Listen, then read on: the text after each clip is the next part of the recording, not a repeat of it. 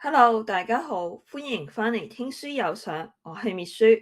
好多人話一日之計在於晨，但係對於我哋呢啲每日忙到隻狗咁嘅上班族嚟講，朝早返工趕車買早餐，根本就好似打仗咁。其實真正決定你人生高度，唔係你朝早幾點醒，而係你尋晚幾點瞓，同埋瞓覺之前做咗啲乜。今日想同大家分享呢一本書《人生升級的夜間習慣》。我哋成日覺得夜晚係用嚟 hea 嘅，或者報復性捱夜，但書入邊話，只要你識得利用瞓覺之前嗰段黃金時間，你嘅人生就好似升咗級咁。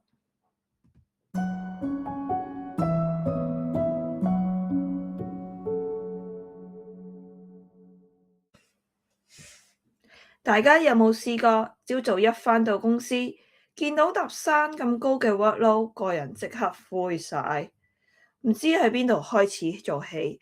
呢個就係因為你冇做好預備成功。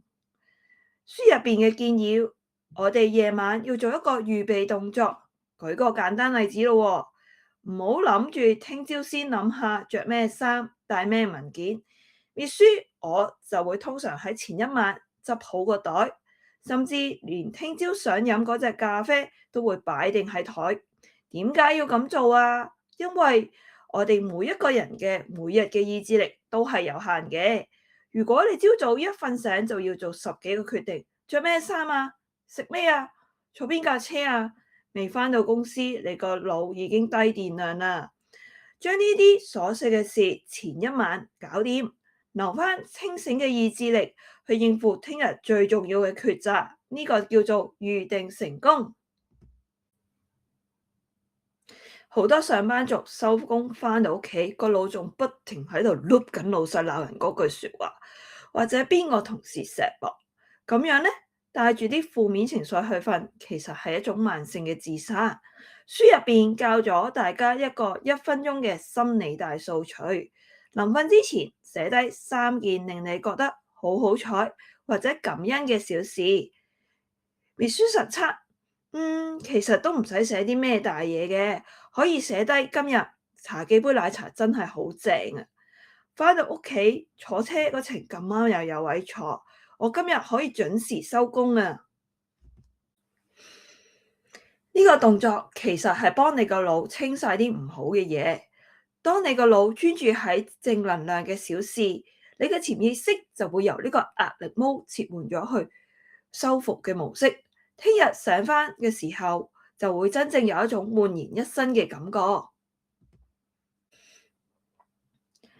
你可能會問，秘書，我想轉行，我想學投資啊，我想創業，但我返工已經咁攰，邊度仲有時間啊？書入邊提到一個好勁嘅概念，叫做潛意識加工。個做法就係喺你臨瞓覺之前嗰5分鐘，唔好碌 IG 啦，而係去想像一下你夢想達成嘅畫面。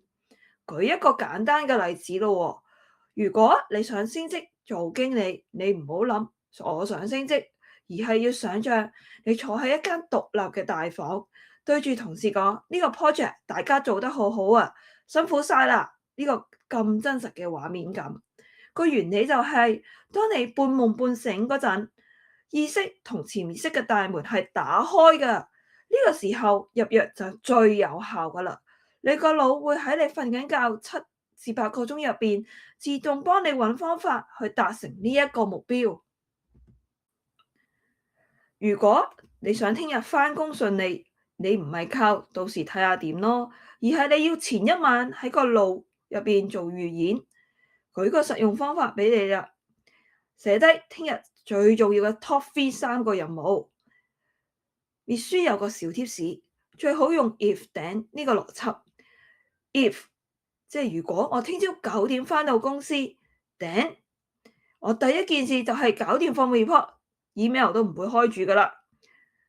if 下晝開會嘅時候個客發脾氣，頂我咪飲杯淡水，冷靜下5秒先再覆佢咯。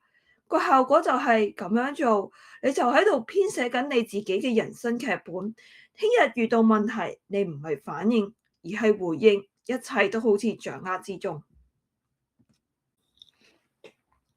最後一點好重要，好多人以為瞓覺係浪費時間，但其實瞓得好先係最重要嘅投資。點樣去提升你嘅運氣啊？書入邊就話，一個長期唔夠瞓嘅人，面色差，反應亦都遲鈍，好嘅機會同貴人都會避開你啦。簡單嘅建議就係：一要熄燈，全黑嘅環境係有助分泌擊退黑色素；二停用手機，藍光會令你個腦以為係朝早，抑壓睡意；三微涼嘅溫度，稍微凍啲嘅環境其實係仲好瞓嘅。滅書碎碎念，大家記住啊！你張床係用嚟瞓覺同埋創造夢想嘅，唔係嚟睇連登或者錄 IG 嘅。